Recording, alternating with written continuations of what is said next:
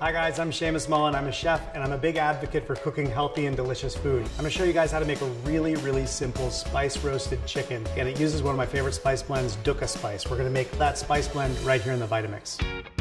So to make this, I've got some sesame seeds, some toasted coriander, this is dried mint, sumac, which is one of my favorite spices, and then I've got some fennel seed. And I'm just gonna add them all right into this little 8-ounce container. It might make a little bit of a mess, but that's what happens when you cook. And then I've got some hazelnut and some pistachio. Go ahead and put the lid on. We'll screw it up nice and tight. Go right on top of the Vitamix here. Obviously you can buy pre-made spice blends, but oftentimes there's preservatives or there could be hidden sugars. And that's about it. We're just gonna go for about 10 seconds, looking for a nice coarse grind. Perfect. Just add some sea salt and some coarse ground pepper, and you've got this great spice blend. It's perfect for roasted chicken. So what I'm gonna do is I'm gonna take our spice blend and liberally sprinkle it right on top. And remember, the salt and pepper is in here, so you don't have to add anything else.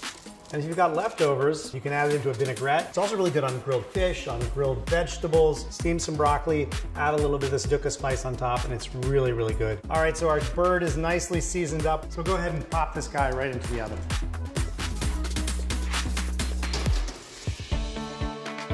So look at that beautiful roast chicken. I like to let it rest for a few minutes before carving into it. And I'm gonna serve it with a really simple green salad. I've made a green goddess dressing. I used the 20-ounce container to make that. So I've used 2 different containers for this recipe. The 8-ounce container that I used to make the Dukka spice blend, and the 20-ounce container to make the emulsified dressing. If you go to Vitamix, you can see there's a bunch of other containers you can use, as well as a ton of good recipe ideas.